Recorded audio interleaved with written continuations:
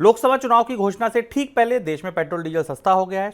शुक्रवार सुबह से पेट्रोल में 2 रुपये प्रति लीटर की कटौती लागू की गई है। गुरुवार शाम को ही सरकार ने इस कटौती की घोषणा की। करीब 2 साल के बाद कीमतों में बदलाव हुआ है। हालांकि सरकार ने कीमतों में यह कटौती ऐसे समय पर की है जब अंतर्राष्ट्रीय बाजार में कच्चे तेल की फिर से महंगे होने की खबरें आ रही हैं। शुक्रवार को विदेशी बाजार में ब्रेंट क्रूड का भाव $85 प्रति बैरल के ऊपर दर्ज किया गया। करीब 4 महीने का ऊपरी स्तर था। जो सर, कंपनी की सेहत पर कितना असर होगा? तेल की कीमतों में कमी चुनाव के साथ जिस बात की संभावना थी वो होती दिखाई दी। दो तरह से इसे हम समझ सकते हैं, बाजार की दृष्टि से और उपभोक्ताओं की दृष्टि से। उपभोक्ताओं के लिए तो ये चुनावी तोहफा है जिसकी संभावना पहले से थी और 1 साल से ज़्यादा हुआ है कच्चे तेल की कीमतों में खासा उतार चढ़ाव होते हुए, लेकिन पेट्रोल डीजल की कीमतों में कमी नहीं हुई थी। बीच में कच्चा तेल $70 प्रति बैरल के आसपास भी था।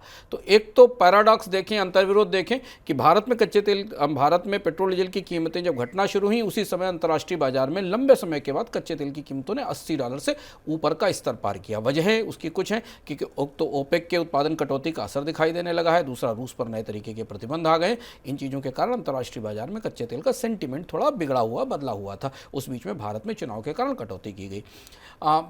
तेल कंपनियों के नज़रिए से देखें, तेल कंपनी बाजार पर इसका अच्छा असर नहीं हुआ।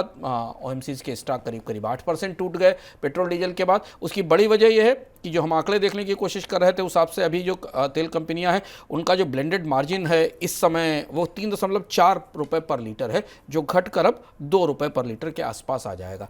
मार्जिन क्यों है?